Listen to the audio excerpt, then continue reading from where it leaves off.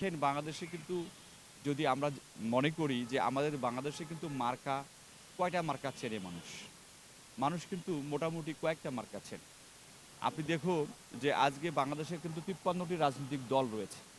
আজকে স্বাধীনতার ৫৩ বছর পরে ৫৪ বছর পরেও আমাদের কিন্তু অনেক কিছুর সংস্কারের অভাব রয়েছে, অনেক কাজ হয় নাই। আমরা যখন নির্বাচন কমিশনে লিখি, নির্বাচন করি, তখন কিন্তু আমরা দেখি যে সেখানে লেখা আছে যে মাত্র ২৫ লক্ষ টাকা একজন প্রার্থী খরচ করতে পারবেন। কিন্তু আদৌ কি যে সরকারটি আছে নোবেল বিজয়ী ডক্টর ইউনূস স্যার, তিনি একজন নোবেল লরিয়েট মানুষ এবং বিভিন্ন সংস্কার আপনারা দেখছেন কমিশন গঠন হয়েছে এবং তারা কাজ করছে। এবং আমরা বিশ্বাস করি যে বাতিলের পক্ষে নয়, হ্যাঁ, বাতিলের পক্ষে আমরা নই। আমরা চাই যে সকল নিবন্ধিত রাজনৈতিক দল যেন নির্বাচনে আসতে পারে। যারা দোষ করেছে, যারা অপরাধ করেছে তাদের বিচার হবে। বলুন। প্রশ্ন আপনার কাছে এক কথায় উত্তর দিবেন, আপনি কি সংস্কার পূর্ব নির্বাচন চান নাকি নির্বাচন পূর্ব সংস্কার চান?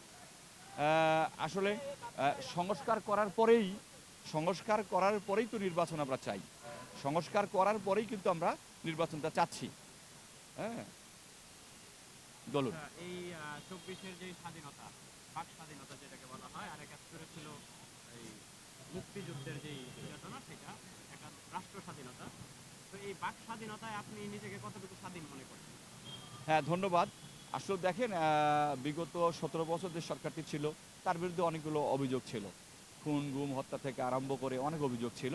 তো এই ছাত্ররা, বৈষম্যবিরোধী ছাত্ররা, আপনি দেখুন ১৯৭১ সালে কিন্তু দেশ স্বাধীন হয়েছিল বৈষম্যের বিরুদ্ধে। পশ্চিম পাকিস্তানের লোকেরা আমাদের দেশের লোককে চাকরি দিত না। পশ্চিম পাকিস্তান থেকে আমাদের বরাদ্দ কম ছিল। এই বৈষম্যের কারণে কিন্তু ১৯৭১ সালে যুদ্ধ হয়েছিল এবং বিগত টাইমেও কিন্তু বৈষম্য সৃষ্টি হয়েছিল। এই বৈষম্য সৃষ্টি হওয়ার কারণেই কিন্তু একদলীয় নির্বাচন, একতরফা নির্বাচন, তারপরে ইয়া করা, মানুষকে খুন, গুম, হত্যার মধ্যে ভয়ভীতি দেখানো, এটা ছিলই বলে কিন্তু এই ছাত্ররা কিন্তু একটি আন্দোলন করেছে বৈষম্যের বিরুদ্ধে এবং তারা একটি জয় নিয়ে এসেছে। আমি এই ছাত্রদেরকে অভিনন্দন জানাই এবং স্যালুট জানাই, কারণ এই তরুণরাই আগামী দিনে এই দেশটাকে গড়বে ইনশাআল্লাহ।